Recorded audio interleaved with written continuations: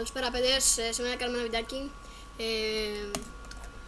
πώς να κάνετε spawn κατευθείαν σε villager. Κατά τη γνώμη μου αυτό είναι πάρα πολύ σημαντικό, διότι άμα κάποιος βαριέται να κάνει σπίτι και όλα αυτά, μπορεί κατευθείαν στο villager και να μην χρειάζεται να κάνει σπίτι. Να χρησιμοποιήσει κάποια από αυτά. Λοιπόν, ξεκινάμε. Πάμε στο Create New World, βάζουμε ένα όνομα. Προσεκτή, πρέπει να βάλετε αλφα, DDD, σίγμα και 1. Εκτός μείνουν το όλο αυτό, βάζετε ό,τι θέλετε. Εγώ βάλω Seeders.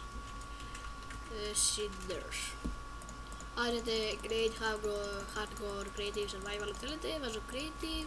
Βάζετε τον κωδικό αυτό που το βρείτε στο description. Done, Create World και GG.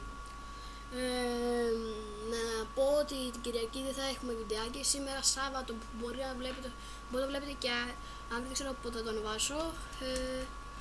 Κυριακή πάντως αύριο αποκλείται να ανεβάσω κάποιο βίντεο. Λοιπόν, και ξεκινάμε. Εδώ πέρα βλέπετε τη συμμορία των 3 κορονιών και το ένα villager που μας διέκοψε. Πώς τόλμησες και μας διέκοψες ρε? Πώς τόλμησες? Πες μου. Gold. Πώς τόλμησες ρε? Πώς, έτσι μπράβο, έτσι. Λοιπόν, βλέπετε ένα όμορφο πηγάδι.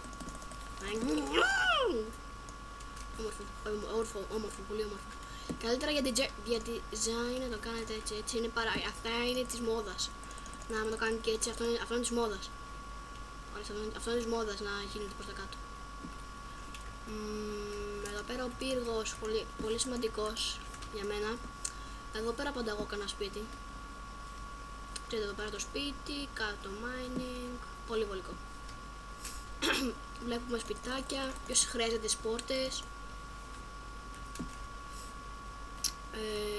Και άλλα σπιτάκια, ποιος χρειάζεται τις πόρτες. Farming, θα το χρειάζεστε, αλλά ποιος χρειάζεται μωρέ το farming τώρα, έχουμε ένα σωρό. Τι άλλο να σας δείξω.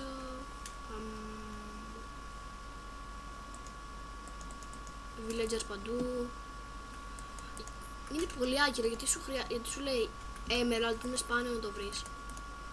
Για 10 μπισκότα. Λοιπόν, αυτό ήταν το tutorial.